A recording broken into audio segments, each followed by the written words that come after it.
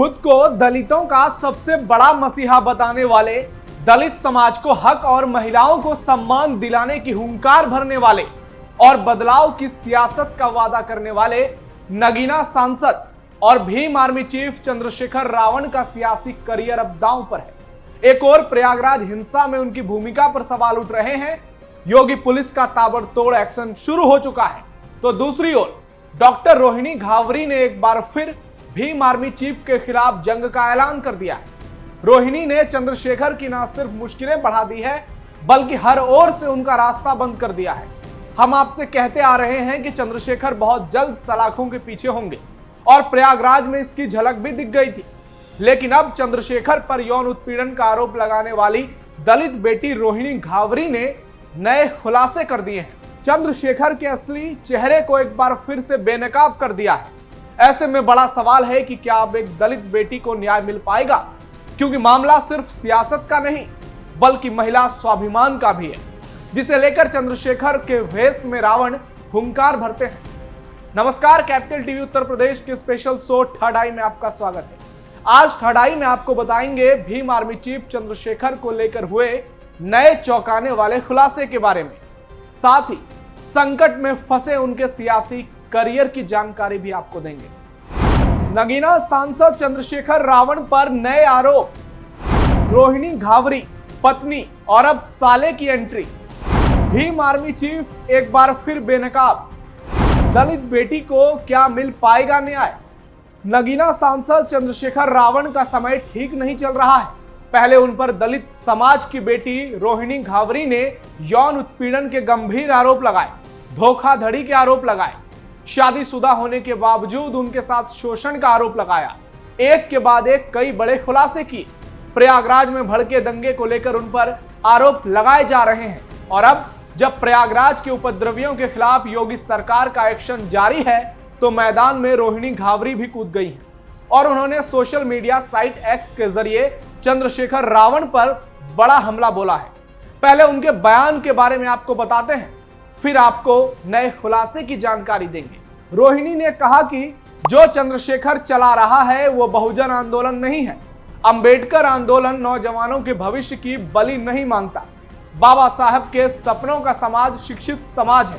हुड़दंगियों का हमारे आंदोलन से कोई लेना देना नहीं। रोहिणी के इस बयान के मायने समझिए। वो सीधा और साफ इशारा कर रही हैं कि चंद्रशेखर के लिए जिन नौजवानों ने प्रयागराज की हिंसा में खुद को झोंकने की कोशिश की, अब इसका असर उनके करियर पर पड़ेगा। वो जेल जाएंगे, उनको कड़ी सजा मिलेगी और वो सरकारी नौकरियों और सुविधाओं के लिए अयोग्य हो जाएंगे। इससे उनके परिवार पर, परिवार की रोजी रोटी पर असर पड़ेगा, मुसीबत आएंगी, उनके परिवार को दिक्कत का सामना करना पड़ेगा।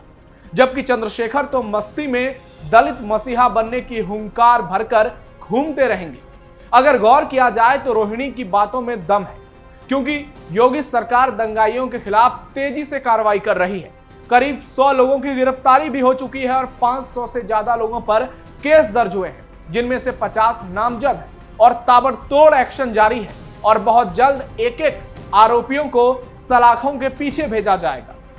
रोहिणी का चंद्रशेखर के साले पर बड़ा खुलासा। रोहिणी ने जहां प्रयागराज हिंसा पर चंद्रशेखर को घेरा है, तो अपने दूसरे सोशल मीडिया पोस्ट से उनकी पोल खोल दी है। रोहिणी ने चंद्रशेखर के साले की तस्वीर शेयर करते हुए लिखा है, युवाओं को आग में झोंकने वाले चंद्रशेखर आजाद अपने साले को यूपीएससी की तैयारी अपनी सरकारी कोठी पर सुख सुविधाओं में रखकर करा रहे हैं। समाज देखे, बहुजन युवाओं के भविष्य से खेलने वाला अपने परिवार को आंदोलन में आगे नहीं करता है। इसकी राजनीति के लिए समाज के युवाओं की बलि क्यों? ये अपने परिवार के बेटों का भविष्य क्यों नहीं खराब करता? मैं इस घटिया सोच का विरोध करती हूं। इसे कोई अधिकार नहीं समाज के नौजवानों का भविष्य बर्बाद करने का।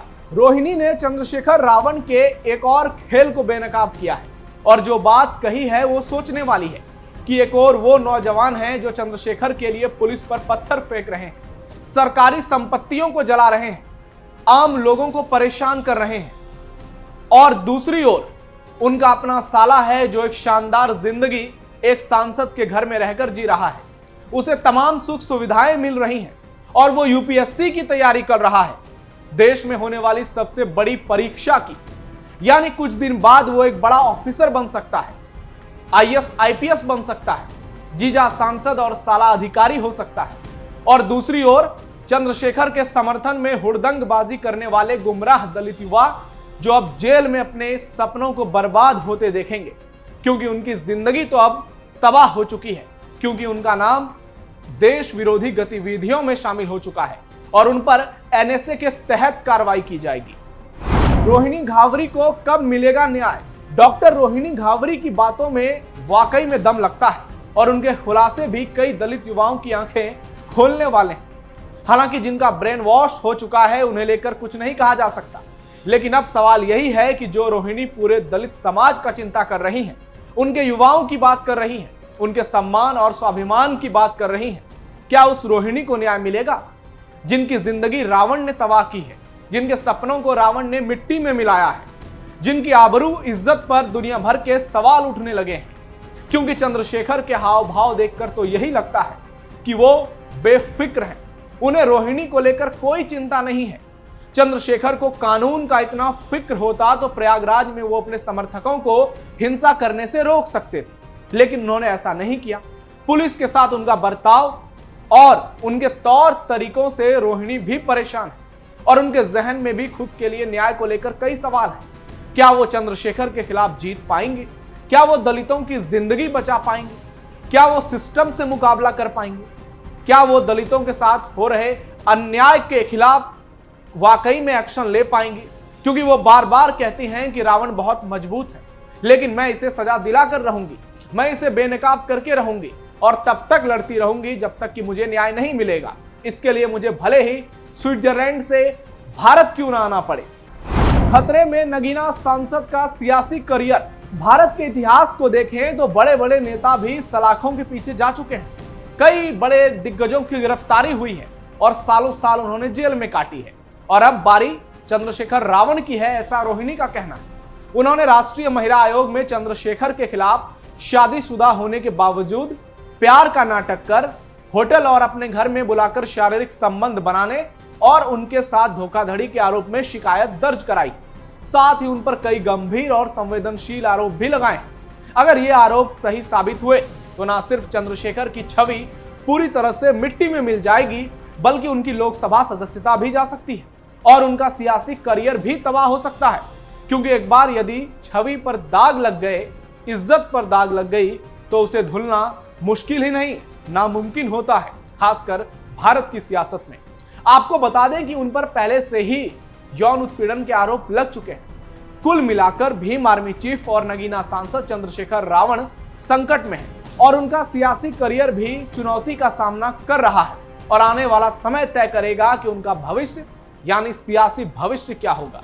सोचिए, अगर चंद्रशेखर रावण के चुनावी वादों के पीछे का असली चेहरा यही है तो ये केवल राजनीतिक धोखा नहीं, सामाजिक विश्वासघात भी है। अब सवाल यह है कि क्या इस रावण के पाखंड का पर्दाफाश होगा या फिर मंच से नारे लगाकर सब कुछ ढक देने की कोशिश की जाएगी। रोहिणी का कहना है कि अब कोई चुप नहीं बैठेगा और देश सच्चाई जानकर ही रहेगा। वो खुद के लिए लड़ती रहेंगी और खुद को और दूसरी दलित बेटियों को न्याय दिलाकर रहेंगी। चंद्रशेखर के नापाक मंसूबों को उजागर करके रहेंगी और उनके खिलाफ आंदोलन को पूरा करके रहेंगी। इस मामले में आपकी क्या राय है?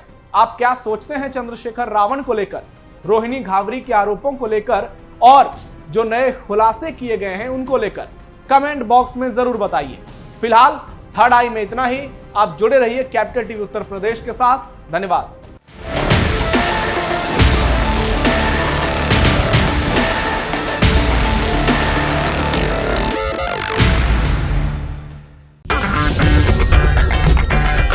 अगर आपको हमारा वीडियो पसंद आया हो तो इसे लाइक करें, हमारे चैनल को सब्सक्राइब करें और हाँ, बेल आइकन दबाना ना भूलें ताकि आप तक हमारे वीडियो की नोटिफिकेशन पहुंचती रहे। आप अपना सुझाव हमें कमेंट बॉक्स में दे सकते हैं। हमारे साथ जुड़ने के लिए शुक्रिया।